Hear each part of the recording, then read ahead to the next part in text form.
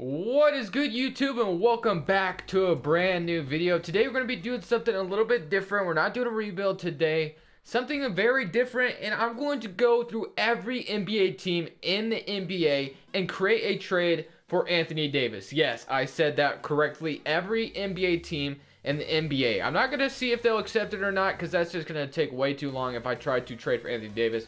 I don't think I could have the Celtics and I could get the Pelicans to say yes, obviously, because Anthony Davis is someone that's kind of impossible to trade for on this game. But I'm going to go through every team, starting in alphabetical order, trading for Anthony Davis for every team. And let me know what you guys think about the trades I do create, and let me know what your guys' favorite one or what you would have done different with your favorite team. So let's go ahead and get started with the Philadelphia 76ers. Alright, for the 76ers, this one has been impossible to create a trade for this team because, like, the trade is illegal, and then there's obviously Anthony Davis, big contract, and obviously I think Ben Simmons is going to have to be included in this. This has already been kind of talked about. Ben Simmons, the first-round picks, Wilson Chandler, Zara Smith, guys. If I could try to fit in this, they could probably, probably get, what's his name? Not Zara, what's his name? Landry Shamet as well, maybe TJ McConnell, maybe Markelle Fultz. There's some other players I would throw in there, but guys, I just could not get it to work. So 76ers obviously probably not a huge candidate to land Anthony Davis at the trade deadline, so really don't have to worry about them too much whatsoever. For this trade, the Pelicans would get Malcolm Brogdon, Eric Bledsoe, Ersan Ilyasova, 2 first-rounders, Kyrie Williams, Frank Jackson, just kind of throw-ins for this trade. Obviously, the main factor is Malcolm Brogdon. They get Bledsoe as well for 1 year. You could probably throw in Dante DiVincenzo or swap Chris Middleton with Eric Bledsoe. I think the Bucks would be very hesitant to trade both of them, so that's what I would do. Like I said, I'm just proposing offers. I'm not saying these are good offers. You might think they're terrible, and that's fine. I'm just making offers that could, really, I'm doing all 30 teams, so I'm just making kind of decently fair offers, I would say. But this is the offer for the Milwaukee Bucks. First, the Chicago Bulls, they would trade Wendell Carter Jr., Jabari Parker, first-round unprotected pick, Denzel Valentine, Bobby Portis for Anthony Davis. They get rid of Solomon Hill's contract, so this is just kind of a throw-in. They get a lot of nice young pieces. Jabari Parker, obviously, is a declinable deal. They get a first-round pick who's guaranteed to probably be a top 5 or top 10 pick from Chicago. So this is the pick, or this is the trade I would do if I was Chicago. And like I said, guys, I'll keep repeating it. These may not be good offers to you, but like I said, let me know what you guys would change down in the comment section below. But here is the offer from the Chicago Bulls. The offer from the Cavaliers would maybe look a little something like this. 3 first-round unprotected picks, Colin Sexton, Clarkson, Alec Burks for Anthony Davis. And like I said, these are 2 just throw-ins. So, yeah, I mean, the Cavaliers, it really doesn't make any sense for them to trade for Anthony Davis. So, obviously, this would be really retarded if the Cavs did. But like I said, in this video, I was doing all 30 teams trying to trade for Anthony Davis.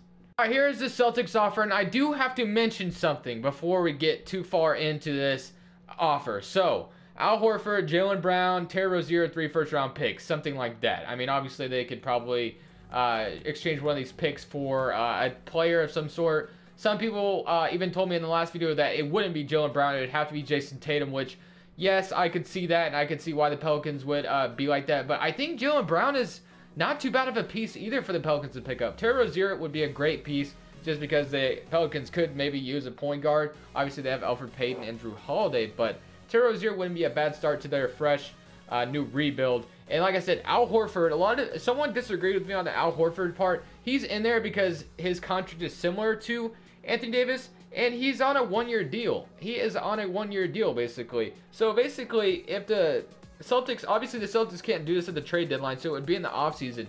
Al Horford, they get him in the offseason. Wait till the trade deadline. They could flip Al Horford for something. They could get at least something. Like, that's basically what my argument is. Because if they trade for him in the offseason, it'll be 60 days until the trade deadline. So they kept Al Horford for 60 days at the least. And they could trade him for whatever they wanted by the trade deadline. I mean, that's just smart to me, in my opinion, because they could possibly, if Al Horford does decent, the Pelicans could maybe get a first-round pick for him or something.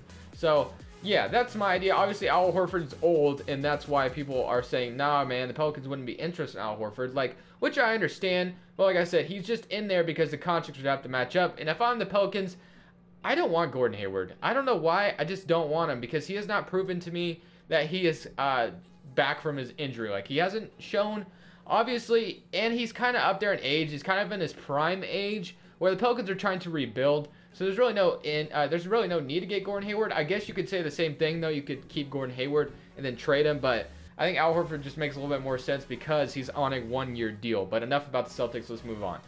All right, here's a starting piece to the Clippers trade. Obviously, Tobias Harris, Lou Williams probably would have to be included in this trade.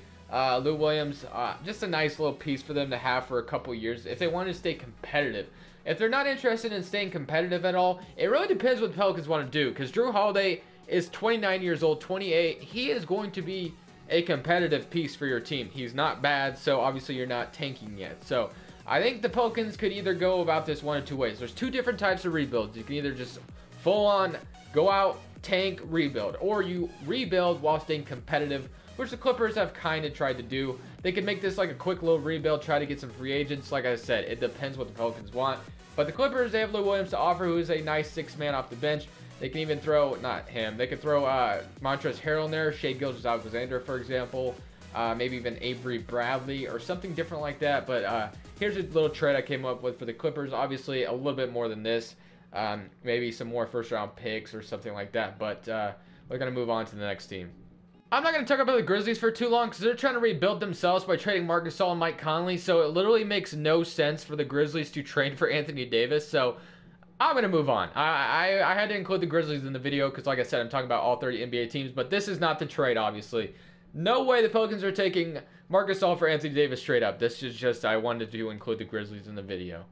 The same thing with the Atlanta Hawks. They're trying to rebuild themselves, so I don't understand. Like, it just wouldn't make a lot of sense. But obviously, if the Hawks were going to try to get Anthony Davis, it would have to include like Trae Young, John Collins, 2 first-round picks or something for Anthony Davis. Like I said, I'm not gonna spend too much time on the Hawks.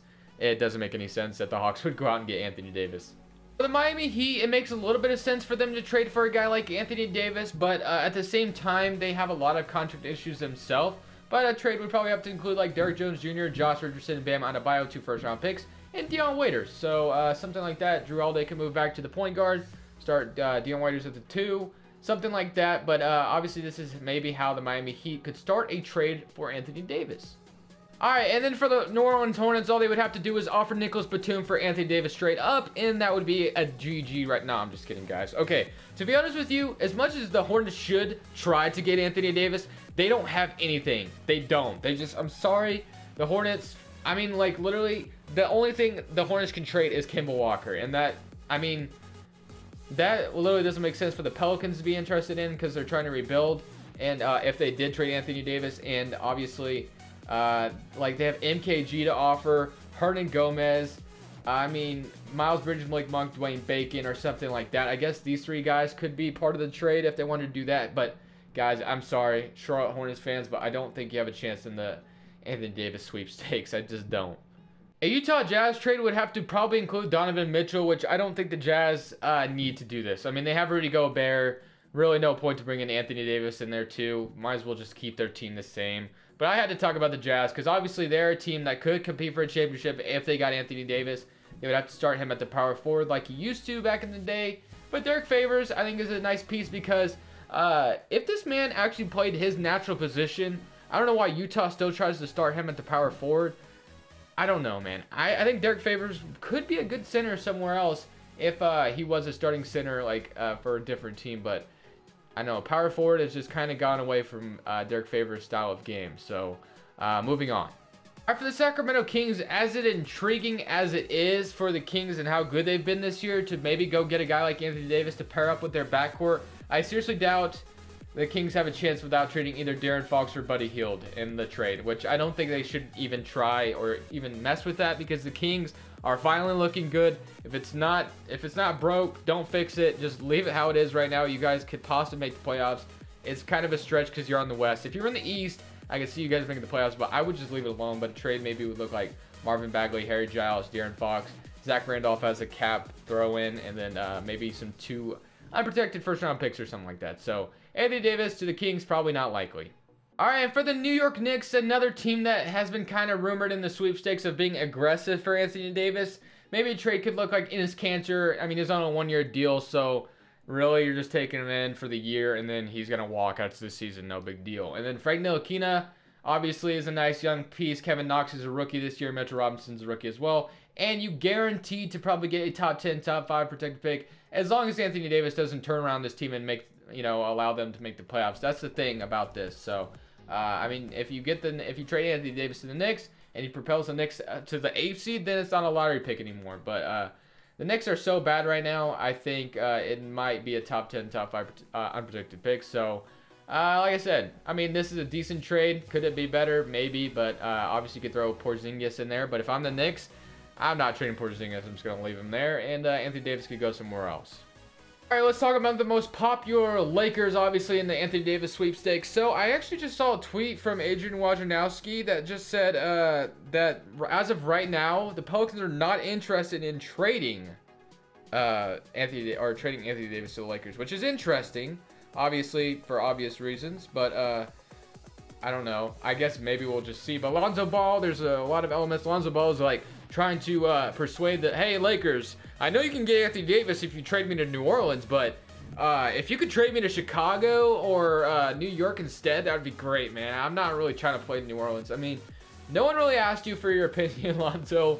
I'm sorry, but I don't think the Lakers are going to care about your trade request. If they can get Anthony Davis with you in the trade, I doubt they're going to be like, oh, I mean, Lonzo kind of wants to go to the Knicks or the Bulls, so I don't think we could do this trade because that would be kind of rude to just send him to somewhere he doesn't want to be, right? No, I don't understand why he's trying to put his input in. There's no reason for him to, and it's kind of scary to think that Alonzo's camp has to be scared that he's going to be included in some kind of trade if they're so worried about him going to New Orleans, which, like I said, New Orleans is not that bad, is it? Yeah, the Orlando Magic really not making a lot of sense. I mean, Vucevic is on a one-year deal. They get Mohamed Bamba. I mean, like I said, I don't like the Magic and the Anthony Davis sweepstakes. I don't think it makes sense. And I mean, the Magic's front office would probably be just as good as the Pelicans front office. I mean, they would not get talent around Anthony Davis. But I don't know. The Magic for years have just not looked good. Their front office has made some questionable decisions, like including like trading Tobias Harris, Oladipo, Alfred Payton, who else is out there, who are all on their own team looking like stars now, when they all had them on the same team at one point. So, yeah, I think the Magic, probably not the best suit for Anthony Davis. The Dallas Mavericks, I mean, I don't think that they can pull off a trade for Anthony Davis either without trading Luka Doncic, which I think would be kind of stupid. So I kind of tried to do this without Luka in the trade. Dennis Smith Jr., Harrison Barnes, first round pick, Jalen Brunson. I mean, even then, this is not enough, obviously. This is not enough to trade for Anthony Davis. Luka Doncic would have to be in the trade, and I just don't think that's a very smart idea when he kind of has the potential to maybe even be better than Anthony Davis one day. Is that too early to say? I mean, I don't know. Anthony Davis obviously is a superstar right now in his own right, but Luka Doncic is already getting kind of some high praise. I wouldn't say that yet, but yeah, the Mavericks probably not going to be able to trade for Anthony Davis without Luka Doncic being in the trade. Joe Harris for Anthony Davis straight up is a done deal. No, I want to talk about Brooklyn for a second. I don't want to talk about them trading for Anthony Davis because I think that would be kind of stupid. I know that sounds dumb, but you're going to have to include some first-round picks if you're going to trade for Anthony Davis. In the Nets, I mean, I know this is different. I know when they traded their first-round picks, it was for washed-up KG and Paul Pierce, but Brooklyn, keep your draft picks. I'm going to tell you right now, keep your draft picks. You guys are doing great as of right now. You're literally might make the playoffs this year, and you have a very nice young team, and you're going to have 2 max salary slots freed up this summer. Don't mess it up. Just keep what you got going. Don't even try to trade for Anthony Davis. I know he's a once-in-a-generation talent, but guys, I don't know, man. Brooklyn's perspective is just weird because we know that they could possibly trade for him with all the young players they have on their team and all. But it's like, I wouldn't even do it. I wouldn't even risk it just because, I mean, you're finally doing stuff with the Brooklyn Nets. You got something good going. Might as well not ruin it, right? That's how I feel anyway. And then we'll go ahead and transition right to the Denver Nuggets. I know I didn't cut for this one. I'm just going to make one up real quick. The Pelicans, obviously, something like Paul Millsap would have to be in the trade.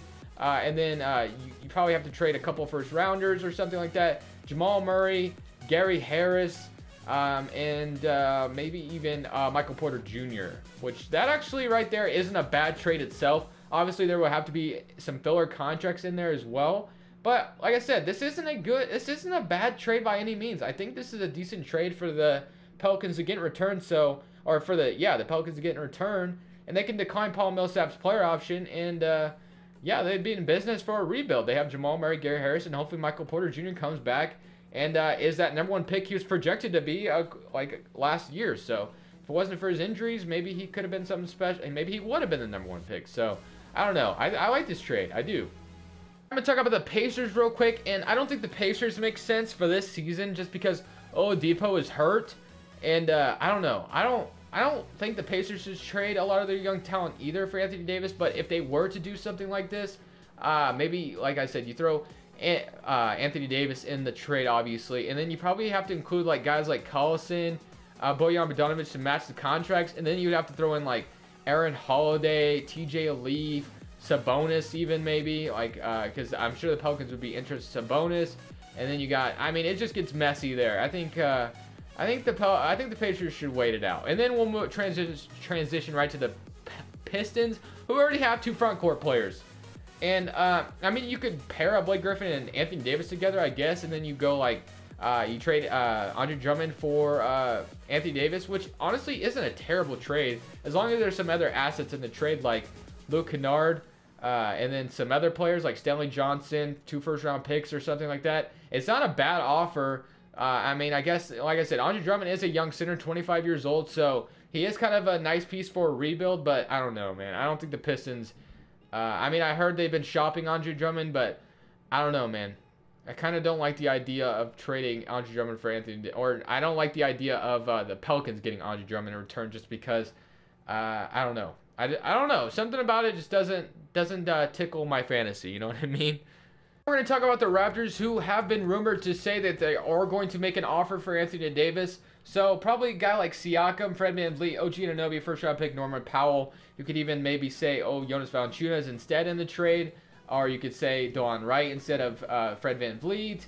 Maybe even some other players in there. But, I mean, for the Raptors, they'd basically be going all in, right? For this season, they have Kawhi on a 1-year deal. Anthony Davis, they could try to convince both of them to re-sign.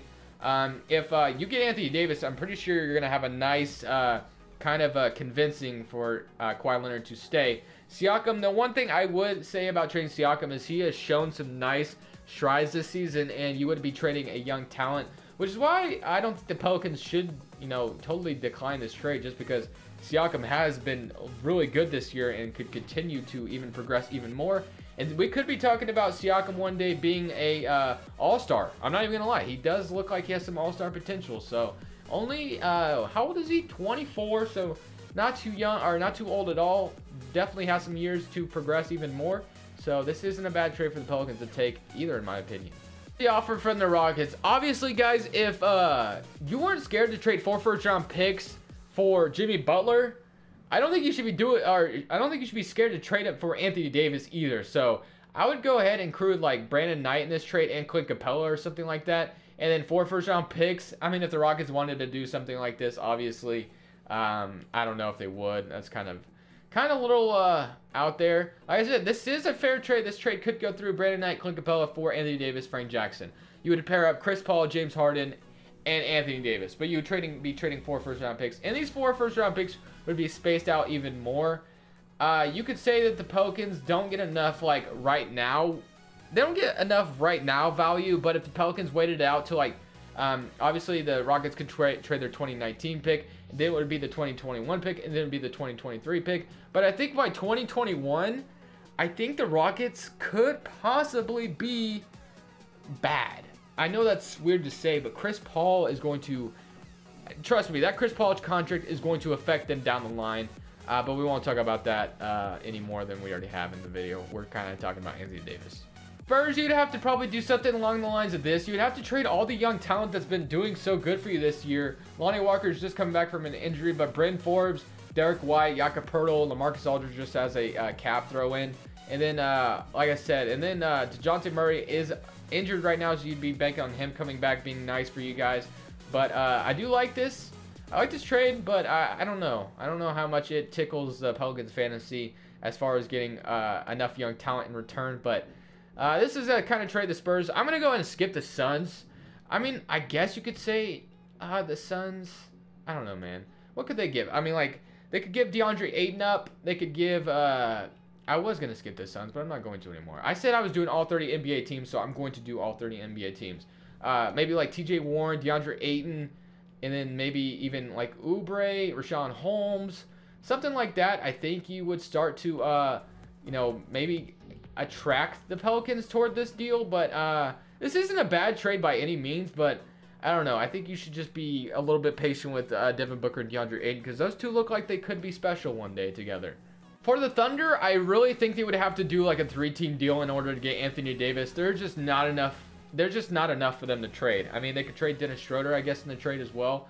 But it's just like the Thunder just have so much money invested into this roster that, like, I'm not sure if you could really make it work. Roberson's injured right now, and I'm not sure they have enough young talent to throw to the Pelicans' way if they're trying to rebuild. Like, I don't think TLC, Terrence Ferguson's enough. I really don't think that the Pelicans would be very interested in that. So, like I said, Steven Adams would probably be the best piece that the Thunder could, you know, offer in a first-round unprotected pick. Dennis Schroeder. But the Thunder, I don't think, are very likely candidates. They got enough right now with Paul George anyway and all that. But I'm going to go ahead and transition to the Timberwolves. I mean, if they really wanted to pair Towns and Anthony Davis together, Andrew Wiggins, I think, is a decent piece. Not really anything special, but you'd have to, you know, build a package around Andrew Wiggins. You could go maybe Tyus Jones in the trade. You could go with Saric, Covington. I mean, that's not a bad trade by any means. That's kind of a lot of young talent. You could even go Josh Okogie, and then some other young talent that you got from the draft, like Kia Bates-Diop. And then, you know, you kind of pair the trade up together. And really, this is not a bad, you know, young talent. Like, really, the Pelicans, low-key, this isn't a terrible offer. You just got to be kind of patient with some of these players to progress and get up there and then hopefully make your team better in the future. Now, for my favorite team, the Portland Trail Blazers, I actually posted this trade on Twitter, and a lot of people liked it. I actually replied to it to Crispy Flakes, and I replied to it for King of the Fourth Quarter when they made a little post on Twitter. And I said, basically, CJ McCollum, Zach Collins, Anthony Simons, Maurice Harkless for Anthony Davis and Solomon Hill. Frank Jackson and this guy are just like fillers. So, and obviously an unprotected first-round pick. In my thinking, the Pelicans get kind of a cornerstone piece in Anthony Simons, who could become really good one day. Maurice Harkless is just kind of a fill-in for Solomon Hill, so they can get rid of Solomon Hill's contract, who has made no production on their team at all, really, ever since they gave him that terrible contract in like 2016 or whatever. But Maurice Harkless is, I would say, is a little bit better than Solomon Hill. 2K thinks so as well. And then Zach Collins, like I said, is a nice young piece. And CJ McCollum allows them to win now with Drew Holiday in the backcourt. So this was the proposed trade I made on Twitter. It's really not a bad one if you ask me, but I'm sure there's better offers the Pelicans could go get. So yeah, the Trailblazers getting Anthony Davis. There was a tweet one day. There was a tweet the other day said that the Blazers are a dark horse team. Guys, I'll tell you right now. If the Pelicans traded Anthony Davis to the Blazers, and it did not, or actually I won't even say that. If we got Anthony Davis, I will literally go on here on YouTube and I will scream. I will literally make a video screaming like a little girl. Probably. I'd probably do that. So anyway, I'm going to go ahead and move on to the next team. All right, so the Warriors. Okay, I don't even want to do this because this is going to make me sick to my stomach. I don't even want to think about a trade where the Warriors get Anthony Davis. That would be absolutely overkill. So I'm going to go ahead and not even do it. But if I were to do it, like maybe like Draymond Green would have to be, like, there's just not enough young talent. A lot of these players are in their prime already. So, I mean, probably not going to be a thing. So, I mean, Jordan Bell would probably have to be in it. Damian Jones maybe. Klay Thompson or Draymond Green. I don't know, guys. That's just, I don't even want to think about that. But then we transition to the Wizards, you know, who could do something like this where they could get Anthony Davis if they wanted to. I would have to say Otto Porter would have to be in the trade, which honestly, guys, I would have said this. Like I said this a lot in the offseason, but around the time when DeMarcus Cousins was still a free agent, I wanted the Pelicans to do a signing trade with the Wizards where the Pelicans got Otto Porter in return for DeMarcus Cousins if they were going to let him walk anyway, because imagine a starting lineup of, obviously probably not going to happen anymore. They don't have to resign Julius Randle, or they don't have to sign Julius Randle, but if they do, it's a bonus. Imagine a lineup of freaking Alfred Payton, I guess. You could have re-signed Rondo possibly, because I guess Rondo called the Pelicans, was like, you got 5 minutes to match this offer the Lakers are giving me, or something like that. I don't know. Rondo's a little crazy out there, but I was thinking of a trade like a starting lineup, like I said, a starting lineup of Elfrid Payton, Drew Holiday, Otto Porter, Nikola Mirotic, Anthony Davis. That is deadly. That is pretty deadly if you ask me. But transitioning, talking about the Wizards, obviously Otto Porter probably would have to be in the trade as a salary fill-in, and then you could go ahead and like throw Thomas Bryant in there, Thomas Satoransky, who has shown strides this season since John Wall has been out, Troy Brown Jr., and then Chasson Randall or something like that. So I mean, guys, that has been 30 NBA trade. Obviously not exactly 30, because I kind of BS some of those trades for some of those teams that didn't make any sense. But obviously, guys, let me know what you guys still think about the Anthony Davis sweepstakes. Who do you think is going to win it? And let me know what you would have changed about some of the trades I made in this video. But that's going to be the end of the video. Make sure you leave a like if you did enjoy. And thank you guys for sticking around till the end. But this is Crush Bulls, and I'm saying peace.